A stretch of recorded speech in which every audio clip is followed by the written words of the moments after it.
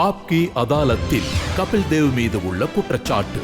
இவர் எல்லா விஷயங்களிலும் மூக்கை நுழைக்கிறார். கபில், சச்சின் டெண்டுல்கரை நான் ஒரு உதாரணமா சொல்றேன். கொஞ்ச நாளைக்கு முன்னாடி சச்சினுக்கு காயம் ஏற்பட்டப்போ அவர் கிரவுண்டுக்கு வெளியில உட்கார்ந்திருந்த நேரத்துல நீங்க அவர்கிட்ட சொல்லியிருக்கீங்க, சச்சின் போதும், நீ ரிட்டையர்ட் ஆயிடுன்னு. இல்ல, நான் அப்படி சொல்லல. ஐ திங்க் இதுல எப்போதும் பாத்தீங்கன்னா ஒரு பிரச்சனை இருக்கு. ஒருத்தர் என்ன சொல்றாரு, அதை எதிரில் இருக்கிறவரு எப்படி புரிஞ்சுக்கிறாரு, நீங்க அதை எப்படி எழுதுறீங்க அப்படிங்கிறது தான். இங்க பாருங்க, என்கிட்ட ஜூன் 21, 2005 சண்டிகர்ல நீங்க கொடுத்த ஸ்டேட்மெண்ட் இருக்கு. இதுல என்ன எழுதியிருக்குன்னா, ரோட்டரி கிளப் நிகழ்ச்சியில பத்திரிகையாளர்கள்கிட்ட நீங்க சொன்னது, அதாவது சச்சினுக்கு இப்போ 32 வயசாகுது, அவருடைய பெஸ்ட் ஃபார்ம் கடந்து போயிருச்சுன்னு சொல்லியிருக்கீங்க. அது 100க்கு 100 உண்மைதான். அவரு 18 வயசை கடந்துட்டாரு. இப்போ அவருக்கு 33 வயசாகுது. ஒரு 18 வயசு இளைஞனுக்கும் 33 வயசு வீரருக்கும் நிறைய வித்தியாசம் இருக்கு. தி பெஸ்ட் இஸ் கான். இந்த நாட்டுக்காக அவர் செஞ்சிருக்கிற சேவை வேற எந்த கிரிக்கெட்டரும் செஞ்சதில்ல.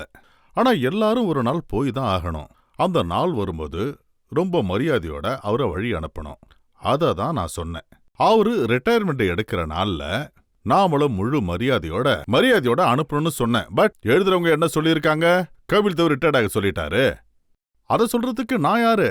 என்னோட கருத்து, என்னைக்கு அவரு போறாரோ அப்படிப்பட்ட பிளேயரை நம்ம மரியாதையோட வெளியே அனுப்பணும். ஆனா சௌரவ் கங்குலி டீம்ல இருந்து விலக நினைச்சா அவருடைய ஒவ்வொரு நல்ல ஆட்டத்தையும் நாம நினைச்சு பார்க்கணும். அவர் நம்ம நாட்டுக்கு நிறைய சேவை செஞ்சிருக்காருன்னு சொன்னேன். அதுவும் தான் சொன்னேன். ஆனா சச்சினை பத்தி நீங்க சொன்னதுக்கு அப்புறம் அவர் திரும்ப வந்தாரு, அவருடைய பேட் பேச ஆரம்பிச்சது. அதுக்கப்புறம் உங்களால எதுவும் சொல்ல முடியலையே. நான் சொல்ல வேண்டிய அவசியம் என்ன இருக்கு?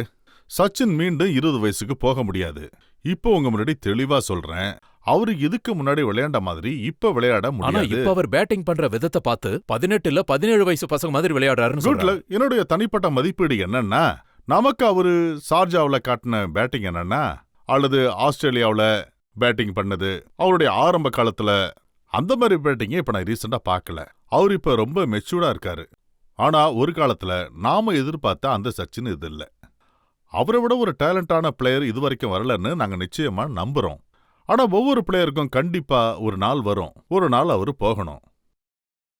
சச்சின் 50 வயசு வரைக்கும் அதே மாதிரி விளையாட முடியும்னு சொன்னா அது முடியாது. அவரு தன்னைத்தானே மெச்சூர் ஆக்கிக்கிட்டு யோசிச்சு அறிவோட இன்னும் நல்லா விளையாட முடியும். ஆனா அந்த மாதிரி கிரிக்கெட்டை திரும்ப அவரால விளையாட முடியாதுன்னு எனக்கு தோணுது. ஆனா சச்சின் இப்ப விளையாடுற விதத்தை பார்த்தா, கடந்த 3-4 இன்னிங்ஸ்ல அவர் ஆடின ஆட்டத்தை பார்த்தா, அவர் அடிச்ச செஞ்சுரிய பார்த்தா, சச்சின் ஒரு புது அவதாரத்தோட மைதானத்துக்கு வந்திருக்காருன்னு உங்களுக்கு தோணலையா? பாருங்க, நீங்க ஒரு செஞ்சுரியோ இல்லது ஆஃப் செஞ்சுரியோ அதை வச்சு பேச முடியும். ஆனா நான் கடந்த 2 வருஷத்தை வச்சு பேசிக்கிட்டு இருக்கேன். கடந்த 2 வருஷத்துல வீரேந்திர சேவாக் ஆரம்பத்துல வந்தப்போ அற்புதமா ஆடினாரு. அவருக்கு ஒரு லீன் பீரியட் வந்தது. இதனால சச்சினோட எபிலிட்டி குறைஞ்சிருச்சுன்னு நான் சொல்ல வரல, டேலண்ட் குறைஞ்சிருச்சுன்னு சொல்ல வரல. But he is young man anymore.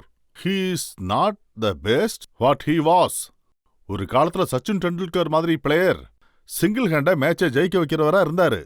இப்ப அவரு மெச்சூர்டான பேக்ஸ்டர் பிளேயரா ஆயிட்டாரு. யங்ஸ்டர் மேட்சை ஜெயிக்கிட்டோம்.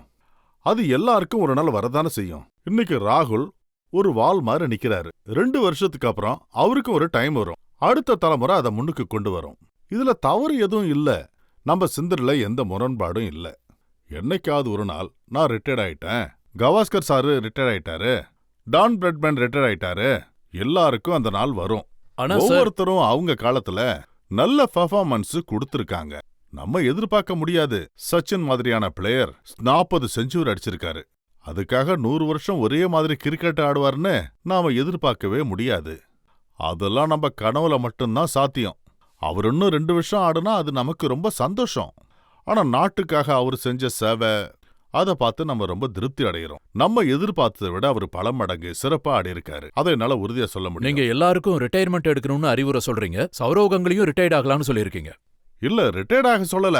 நீங்க என்கிட்ட கேள்வி கேட்டு நான் அதுக்கு பதில் சொல்லலன்னா உடனே எங்க மேல வந்து தாக்குதல் பண்றீங்க. அதனால இப்பெல்லாம் நான் எதுவும் பேசுறது இல்ல. நீங்க வந்து என்கிட்ட கேள்வி கேட்டா ஒன்னு நான் பதில் சொல்லுவேன், இல்லனா சும்மா உட்கார்ந்திருப்பேன். சும்மா உட்கார்ந்திருக்கிறது என்னுடைய நேச்சர். நீங்க சொல்லியிருக்கீங்கல்ல, சௌரவ் கங்குலி அவமானமான ஒரு வாழ்க்கையை வாழ்ந்துட்டு இருக்காரு. இந்த மாதிரி வேர்ட்ஸ் எல்லாம் நான் என் வாழ்க்கையில யூஸ் பண்ணவே மாட்டேன்.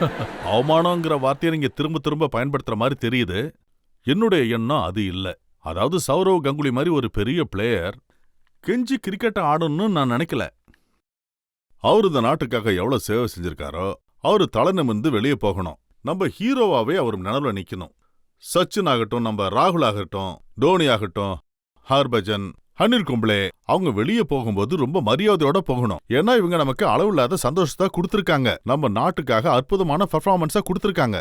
அதனால என்னோட சிந்தனை வேற மாதிரி இருக்கும், சொல்ற விதம் வேற மாதிரி இருக்கும்.